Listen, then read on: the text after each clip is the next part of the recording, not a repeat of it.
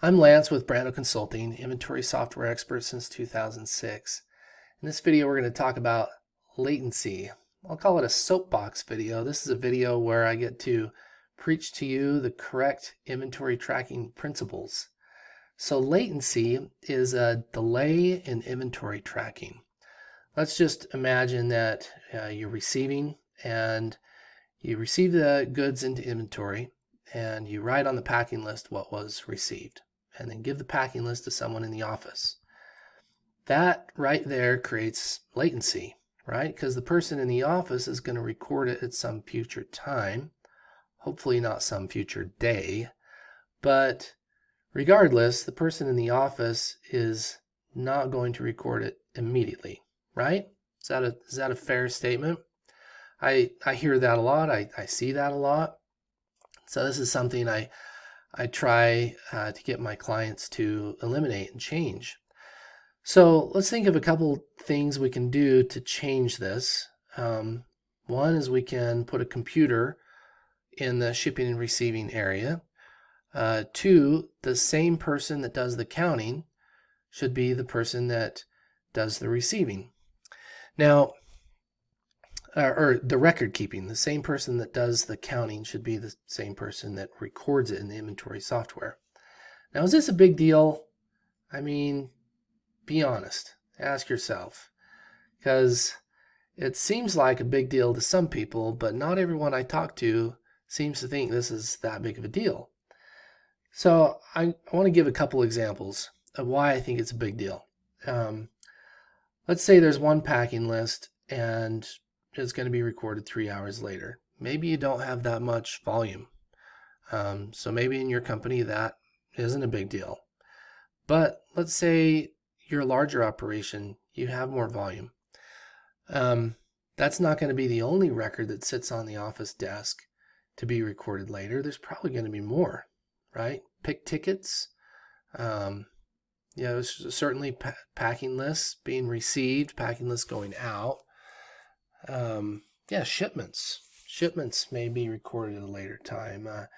Cycle count adjustments, movements, just movements within the inventory. What if you do manufacturing? You're working with work orders, picks for work orders, and closing out work orders. There's all the different types of inventory transactions that need to be recorded, right?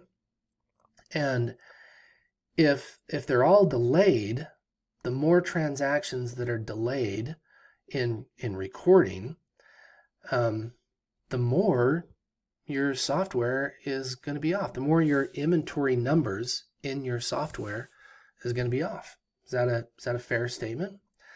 I think it is. I think that's a pretty accurate description of what I see with a lot of my clients. Is it all piles up until you just look at the shelf and look at the software and you see 90% of the time it doesn't match and you just lose trust in it and you stop trusting it and you get discouraged, right? Here's another story. This is a true story that I heard. The numbers, I'm going to have to make up the numbers because I can't remember the exact numbers, but this company had a latency problem of 3 days. And in this story, there are gloves involved, packages of gloves. So they had 2 packages of gloves on their shelf and they received 200 more packages of gloves. But like I described, they put the packing list in the office and it sat there in the office, but in this case for 3 days. Now, what makes this story interesting is what happened during those 3 days. You can imagine a lot of things happen, right? So in this story, a sales order needed to be fulfilled within that time. And I'm sure in your warehouse, there may be multiple sales orders need to be fulfilled. In this story, I'm going to keep it simple and say there's just one. And they're fulfilling 20 gloves, okay? And like most inventory software programs, this inventory software program won't allow the picking and the shipping of the inventory if the software says there's not enough in stock. You get this stop, this block. So this guy, the warehouse guy, wants to fulfill the order. ship out 20, and so he's got to make a correction in the inventory software. So he does. Now there's a lot of things he could have done. One, he could have cycle counted up 20 because that's all he needed to fulfill.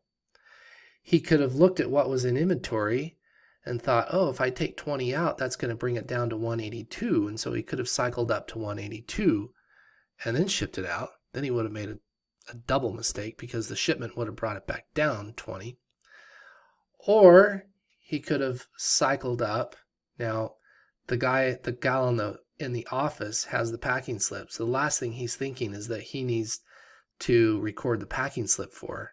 He doesn't, maybe he just doesn't realize, doesn't notice that, doesn't think that, oh, maybe that wasn't recorded. And this happens a lot. I see this a lot. People jump too hastily towards the cycle count feature. Oh, let's just cycle it in. Let's just cycle it in, right? So that's what he did.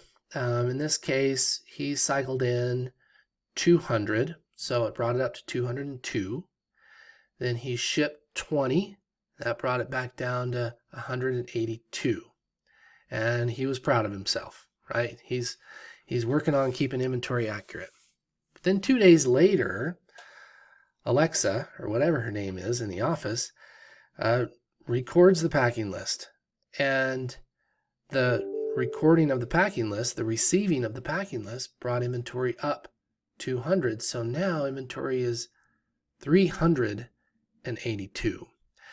And that's the point in which I read their reports and looked at their reports and thought, oh, wow. Then we did some forensic searching and digging and looked at the audit trail. And that's how we figured out what was going on, because they remembered that, Alexa in the office and John in the warehouse did these certain activities, and they realized, okay, and here's the solution. Back to what I originally said, to keep your inventory accurate, you need, one, the person that touched the inventory to be the person that records the transaction, right? Full responsibility, okay? And probably put a level of accountability too. If you just implement that one policy, think about how your inventory accuracy could improve. You may have to do some adjusting to the roles and responsibilities of the people in your company, but just think about how you can get there. So the person that touches the inventory should be the person that records the transaction. Then also invest in mobile warehouse management. Use a mobile device with a scan gun, a TC70 or something. If the laptop or the computer in the shipping and receiving area isn't enough, or the packaging area, right? Sometimes computers located strategically isn't enough, and you really just need a mobile device. So that's my soapbox. I'll get back off my soapbox. Thanks for joining me today at Brando Consulting with my preaching, with my sermon, Inventory Latency, or latency is the enemy to inventory accuracy. If this video was helpful, if it gave you some new ideas, comment below. We want to hear your horror stories of inventory accuracy problems. And subscribe if you want to hear more videos like this.